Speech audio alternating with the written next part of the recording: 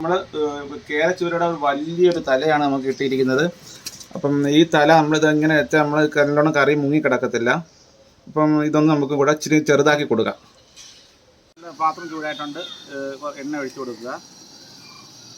അപ്പം അതുപോലെ തന്നെ നമ്മൾ തവിടെണ്ണയാണ് ഉപയോഗിക്കുന്നത്. എണ്ണ കിടക്കട്ടെ, വലിയ തലയല്ലേ. അപ്പോൾ നമ്മൾ എണ്ണ ചൂടായിട്ടുണ്ട്, നമുക്കിനി കടുക് ഇട്ട് കൊടുക്കാം. കടുക് ഒന്ന് പൊട്ടട്ടെ.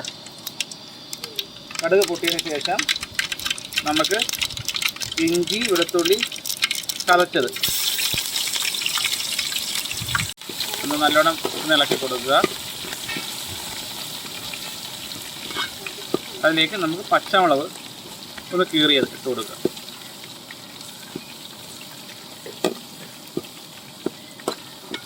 അപ്പൂന് വേറെ പേരുണ്ട് കേട്ടോ, മാധവ്. അപ്പോൾ വീട്ടിൽ വിളിക്കുന്ന പേരാണ്. ശ്രീഹരി എന്നൊരു പേരേ ഉള്ളൂ. ഞങ്ങൾ ഹരികുട്ടാന്നും കൂടെ വിളിക്കും. കണ്ട നല്ലോണം ഇതൊക്കെ എൻ്റെ കളറൊക്കെ നല്ലോണം മാറി നല്ലോണം മുരിഞ്ഞ് വന്നിട്ടുണ്ട്. നല്ലോണം മറ്റേ ഇഞ്ചി വെളുത്തുള്ളി എല്ലാം നല്ല മുരിഞ്ഞിട്ടുണ്ട്. ഇനി നമുക്ക് അടുത്ത സ്റ്റെപ്പിലോട്ട് പോകാം. പച്ചമുളകൊക്കെ നല്ലോണം ഇതായി വന്നിട്ടുണ്ട്. നമുക്കിനി അടുത്ത ഉടനെ സവാള ഇട്ട് കൊടുക്കുക. സവാള ഇട്ട് നമുക്ക് ഒന്ന് വാട്ടിയെടുക്കാം.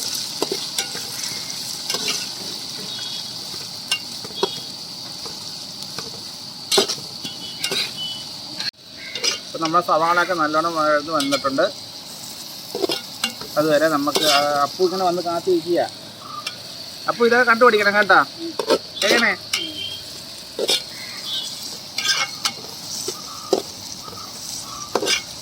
നമ്മൾ സവാളയൊക്കെ നല്ലോണം വഴന്ന് വന്നിട്ടുണ്ട്. നമുക്കിനി തക്കാളി പേസ്റ്റ്, സാധന തക്കാളി മിക്സിയിലിട്ട് അടിച്ച് വെള്ളം ചേർക്കാതെ അടിച്ചെടുക്കണം കേട്ടോ. അത് ചേർത്ത് കൊടുക്കുക.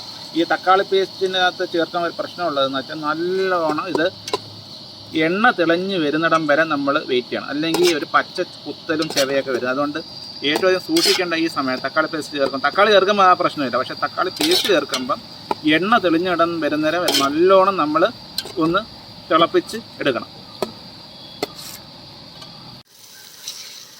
ഇപ്പോൾ നമ്മൾ എണ്ണ നല്ല വൃത്തിയായിട്ട് തെളിഞ്ഞ് വന്നിട്ടുണ്ട്. തക്കാളി പേസ്റ്റിനകത്ത് നിന്നും സവാളയൊക്കെ വാറ്റിയ എണ്ണ നല്ല വൃത്തിയായിട്ട് തെളിഞ്ഞ് വന്നിട്ടുണ്ട്. നോക്കൂ, നല്ല ഇതല്ലേ തെളിഞ്ഞ് വന്നിട്ടുണ്ട്. നമുക്കിനി തീയൊക്കെ ഒന്ന് കുറച്ചിട്ട് അടുത്ത സ്റ്റെപ്പിലോട്ട് നീങ്ങാം. ഇനി നമുക്ക് മുളക് പൊടി ഇട്ട് കൊടുക്കാം. നല്ല മുളക് പൊടിയാണ് കേട്ടോ. ഇതൊരു ഇട്ടുമ്പം നമുക്ക് നല്ല ക്രീം പരുവം പോലാവും. ഇത് ഏത് മുളക് പൊടി എന്നാണ്? നമ്മൾ ധന്യ, കൊല്ലത്തൊക്കെ ഉള്ള ധന്യ അവിടെ നിന്ന് മേടിച്ച മുളക് പൊടിയാണ്. നമ്മൾ മുളക് പൊടിയുണ്ട്, അത് നമ്മൾ കഴുകി വാരിയൊക്കെ വെച്ചേക്കുന്ന മുളക് പൊടിയാണ്. മീൻ ഒത്തിരി ഉണ്ടല്ലോ തല അല്ലേ, അപ്പോൾ അതിന് ഇച്ചിരി മുളക് പൊടി തിടകട്ടെ. അപ്പോൾ നല്ല ക്രീം പരുവം പോലെ ഈ മുളക് പൊടി ഇടുമ്പോൾ അതെന്താണെന്ന് അറിഞ്ഞൂടാ, എന്നാലും എനിക്ക് ഭയങ്കര ടേസ്റ്റായിട്ടാണ് തോന്നുന്നത്. നമ്മൾ മറ്റേ മുളക് പൊടി ഇടുമ്പോൾ ഇച്ചിരി ഒരു വെള്ളം പരുവമാണ്. ഇത് നല്ല ക്രീം പോലെ ഇരിക്കും. കുറച്ച് ഉലുവാപ്പൊടി ഇട്ട് കൊടുക്കുക. ഇനി അടുത്തത് നമുക്ക് മഞ്ഞൾപ്പൊടി ഇട്ട് കൊടുക്കുക.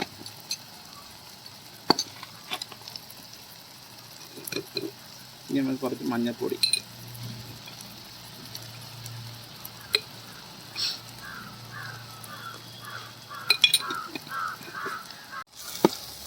ഇനി നമുക്ക് നല്ല വൃത്തിയായിട്ട് ഒന്ന് മിക്സ് ചെയ്ത് യോജിപ്പിക്കാം. ഒന്ന് ചെറുതായിട്ടൊന്ന് മൂക്കട്ടെ നമ്മുടെ മസാല എല്ലാം ഒന്ന്. ഇപ്പം കണ്ടാൽ തന്നെ എന്ത് ചന്തമാണെന്നറിയാം.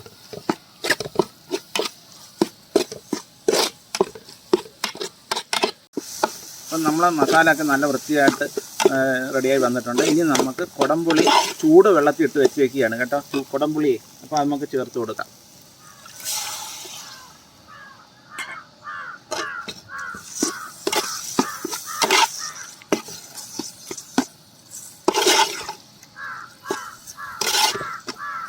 എന്നിട്ട് നമ്മൾ കുറച്ച് ചൂട് വെള്ളം ചേർത്ത് കൊടുക്കണം. ചൂട് വെള്ളം, നമ്മൾ മീൻ കിടന്ന് നല്ലോണം വേവേണ്ടതാണ്. ഇപ്പോൾ ഈ ഗ്രേവി കിടന്നാൽ മീൻ വേവത്തില്ല.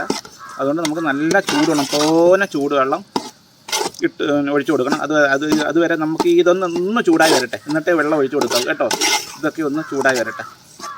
അപ്പം നല്ല റെഡി ആയിട്ടുണ്ട്. നമുക്കിനി തിളച്ച വെള്ളം ചേർത്ത് കൊടുക്കുക. അപ്പം നമ്മൾ മീനിൻ്റെ അത് കിടന്ന് വേവണ്ടയാണ്, അതനുസരിച്ചുള്ള വെള്ളം വേണം ചേർത്ത് കൊടുക്കേണ്ടത്.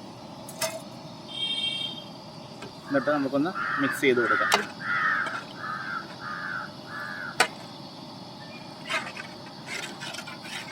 ഇനി നമുക്ക് അത്യാവശ്യം വേണ്ട ഒരു കാര്യമുണ്ട്, ഉപ്പാണ്. അത് ചേർത്ത് കൊടുക്കുക. ചേർത്ത് മതിയാവും. അപ്പം നമ്മൾ കറി നല്ലോണം തിളച്ച് വന്നിട്ടുണ്ട്. നമുക്കിനി തല ഇട്ട് കൊടുക്കാം. ചെറുതായിട്ട് പതുക്കെ ഇട്ട് കൊടുക്കുക.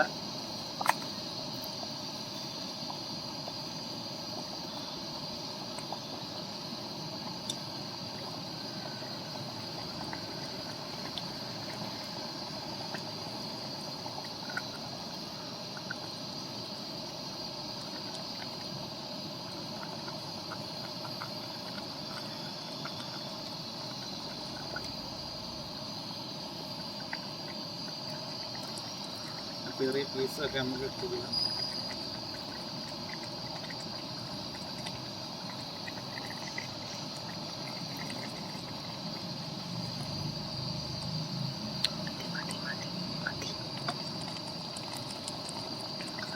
നമ്മൾ മീനെല്ലാം ഇട്ട് കൊടുത്തിട്ടുണ്ട്. നമുക്കിനി ചെറിയ തീയിൽ ഇതൊന്ന് ഇളക്കി കൊടുക്കണേ. ഒന്ന് ചെറുതായിട്ടൊന്ന് ഇളക്കി കൊടുത്തേക്ക്. നല്ലോണം ഇവൻ കിടന്നൊന്ന് വേവട്ടെ. ചെറുതായിട്ടൊന്ന് ഇളക്കി.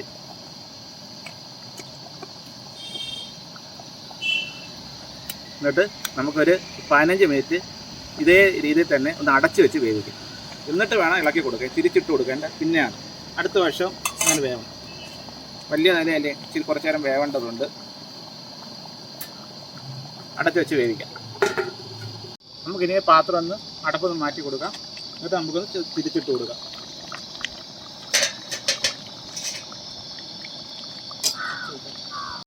നമുക്കൊന്ന് തിരിച്ചിട്ട് കൊടുക്കാം. എല്ലാം ഒന്ന് തിരിച്ചിട്ട് കൊടുക്കുക. കണ്ട എല്ലാം നല്ലോണം വെന്തിട്ടുണ്ട്. 15 മിനിറ്റ് ആയിട്ടുണ്ട്.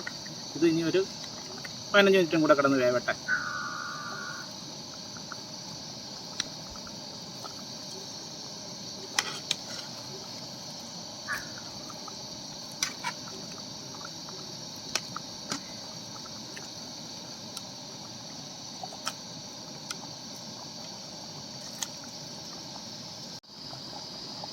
നമുക്കിനി അടച്ചു വെച്ച് ഒരു 10 മിനിറ്റും കൂടെ ഒന്ന് വേവിച്ചെടുക്കുക. തീർന്ന് കംപ്ലീറ്റ് ആയി. ഇനി ഇതിൻ്റെ അവസാനം ഒരു കറിവേപ്പിലയും പിന്നെ നമ്മളൊരു ട്രിക്കും കൂടെ ഇട്ട് കൊടുക്കും. അത് വഴിയെ പറയാം. നമുക്കിനി ഇത് അടപ്പൊന്ന് തുറന്ന് നോക്കാം. 10-15 മിനിറ്റ് രണ്ടാമത്തെ വേവായി. ഇനി നമുക്ക് കറിവേപ്പില ഇട്ട് കൊടുക്കാം.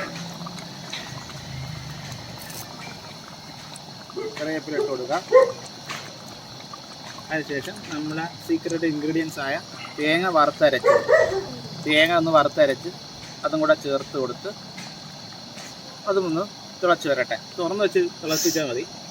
ഇനി അടയ്ക്കണ്ട. ഇതോടുകൂടി നമ്മളെ കറി ഫിനിഷായി. ഇത് തിളച്ചും കൂടെ വന്നാൽ മതി. തേങ്ങ വറുത്തരച്ച് അതെന്തിനാണ് ഇട്ടേക്കുന്നതെന്ന് വെച്ചാൽ ഈ തലയ്ക്കൊരു കുത്തലൊക്കെ ഉണ്ട്. ചില ചൂരത്തലയൊക്കെ അല്ലേ, കേരയുടെ വലിയ തലയല്ലേ. അപ്പോൾ അതിൻ്റെ ഒരു കുത്തലൊക്കെ ഒന്ന് മാറി കിട്ടാനും കറിക്കൊരു പ്രത്യേക ടേസ്റ്റ് കിട്ടാനും ഈ തേങ്ങ വറുത്തരച്ച് ചേർക്കുന്നതോടുകൂടി നല്ല ടേസ്റ്റ് കിട്ടാൻ ഇതുണ്ട്. അപ്പോൾ അന്ന് എല്ലാം ട്രൈ ചെയ്ത് നോക്കണം.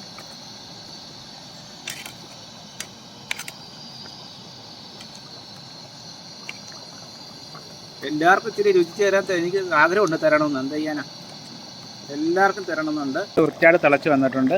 ഇനി നമുക്ക് വാങ്ങാം. സൂപ്പർ ടേസ്റ്റാണ്. അങ്ങനെ കേര ചൂരയുടെ തല കറി വെച്ചത്.